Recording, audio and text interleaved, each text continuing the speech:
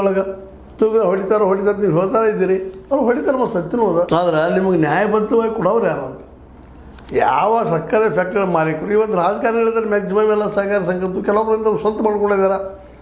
ಮೂಲ ಸಹಕಾರಿ ಸಂಘದ ನಿರ್ಮಾಣ ಅಂತ ಅನೇಕ ಫ್ಯಾಕ್ಟ್ರಿಗಳನ್ನು ತಮ್ಮ ಸ್ವಂತ ಫ್ಯಾಕ್ಟ್ರಿ ಮಾಡ್ಕೊಂಡಿದ್ದಾರೆ. ಅದ್ರ ಬದಿಗೆ ಮತ್ತೊಂದು ಫ್ಯಾಕ್ಟ್ರಿ ತಮ್ಮ ಸ್ವಂತ ಮಾಡಿಕೊಂಡು ಅಲ್ಲೇ ತಮ್ಮ ಬೇಕಾದಂಗೆ ಮನಮಾನಿ ಕೊಟ್ಟಷ್ಟ ತೊಗೊಂಡಷ್ಟು ಅನ್ನುವಂಥ ಪ್ರಸಂಗ. 2,500 ಮೊದಲು ಕೊಡ್ತಾರೆ, ನಂತರ ಮತ್ತೆ 5 ಹಾಕ್ಬೇಕಾದ್ರೆ ಮತ್ತೆ 2,000 ಓಡಾಡಿಸ್ತಾರೆ. ಮತ್ತೆ 3,000 ಒಳಗೆ ಹೊರಗೆ ಅಷ್ಟೇ, ಮ್ಯಾಲೆ ಹೋಗಂಗಿಲ್ಲ.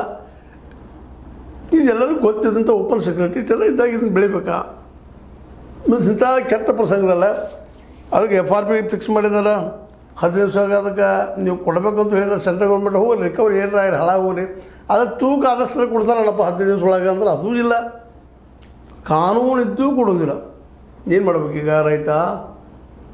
ಮತ್ತು ರೈತ ಇನ್ನೊಂದು ಬೇರೆ ಬೆಳೆ ಹೋಗ್ಬೇಕಪ್ಪ ಅಂದ್ರೆ ರೈತ ಮಾರ್ಕೆಟ್ ಇಲ್ಲ. ಅದಕ್ಕೆ ಜೋಳ ಬರ್ತಾವೆ ಮಾರ್ಕೆಟ್ ಬಿದ್ದು ಹೋಗ್ಬಿಡ್ತೈತಿ, ಗೊಂಜಾಳ ಬರ್ತಾವೆ ಮಾರ್ಕೆಟ್ ಬಿದ್ದು ಹೋಗ್ಬಿಡ್ತೈತಿ. ನೀವು ಏನೋ ಮಾಡ್ತಿರಲ್ಲೇ ಬೆಂಬಲ ಬೆಲೆ ಘೋಷಣೆ ಮಾಡ್ತೀರಿ ಕೇಂದ್ರದವ್ರು. ರಾಜ್ಯ ಸರ್ಕಾರದ ನಾವು ಬೆಂಬಲ ಬೆಲೆ ಘೋಷಣೆ ಮಾಡಿದ್ದೀವಿ, ಘೋಷಣೆ ಮಾಡಕ್ಕೆ ಕೊಡೋರು ಅಲ್ಲ, ತೊಗೊಳೋರು ಕಾನೂನು ಇದ್ದಾಗ ಕೊಡೋದಿಲ್ಲ ಅವರು.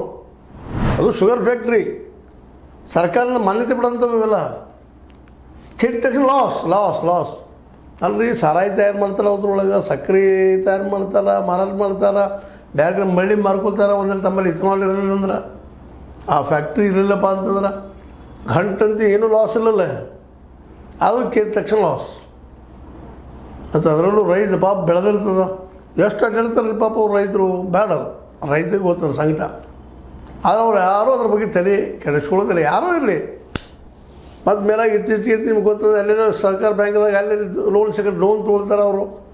ಈ ಫ್ಯಾಕ್ಟ್ರಿ ಜನ ರೈತರಿಗೆ ಹೆಚ್ಚು ಲೋನ್ ಸಿಗೋದಿಲ್ಲ, DCC ಬ್ಯಾಂಕ್ನಿಂದ ಇವ್ರಿಗೆ ಹೆಚ್ಚು ಸಿಕ್ಕಿರ್ತದೆ 60 ಕೋಟಿ.